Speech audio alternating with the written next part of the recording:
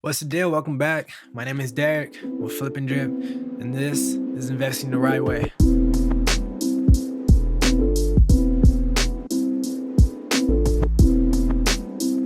Today, we're going to be talking about how to have a healthy relationship. As human beings, we naturally have our ups and downs, but there are things you can do to naturally have healthy relationships with your girlfriend, your family, your coworkers, anybody you're looking for. A few little things that I always do to make sure my relationships are always healthy. When I wake up in the morning, I make sure that I state to myself what I am grateful for and who I am grateful for. And after I state who I am grateful for, I state why. So going into the actual relationship and how to have a healthy relationship with your significant other. Me personally, when I first started dating my girl, I made a list and I put new items on there every day of what she did that I liked every day. And it could be from the biggest things to the smallest things of just being extra happy and motivating me or, doing the most, whatever. It could be the smallest to the biggest things. But I made a list of maybe like 50 things over 50 days. And when you do that, you start to see how much you appreciate that person.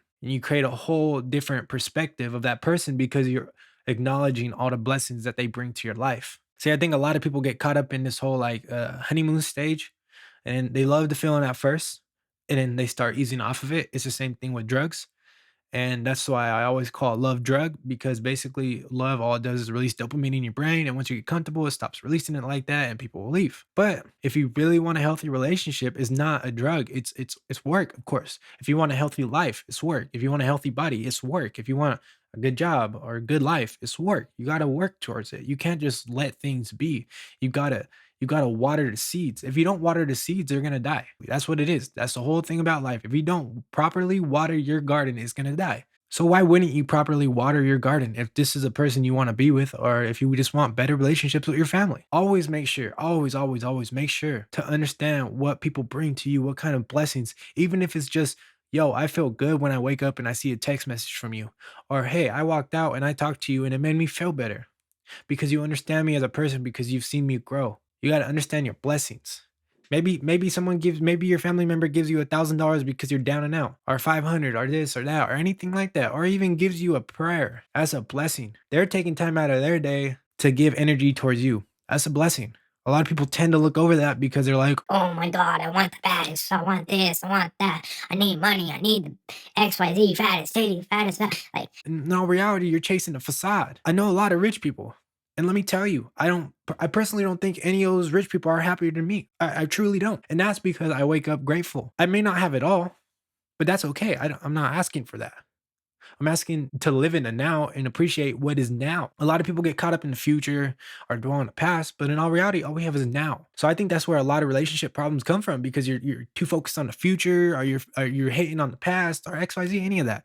But just focus on the now. Focus on what he or she brings to you now. Focus on how good your family is to you now. Focus how good the job is now. Don't think about the past. Don't think about the future. Think about now. Focus on your blessings. And once you focus on your blessings and you start changing your perspective on life, oh my, it's a whole different ballgame. You start seeing opportunities. You change your whole perspective to blessings, and the world starts opening up. Another key to a healthy relationship is communication. Communication is huge. Don't just argue. Sit down and have a conversation. Have an A and B conversation and get to C. You don't always have to be right. And she or he doesn't have to always be right. Honestly, what is right? There's no such thing as right, honestly. I mean, it's just how we perceive right and wrong, a right opinion and a wrong opinion. Even the facts aren't even 100% facts. You could debate with me all you want, but it makes sense. So, I mean, sit down, be mature, count your blessings. And when things get rough, sit down and have a conversation. That's it. I mean, a conversation could do so much because really, you don't even got to talk. You listen. And listening does more than speaking.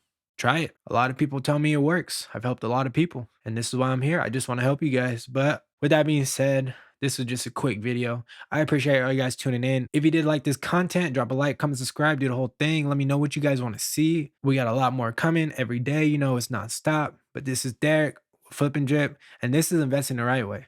We out.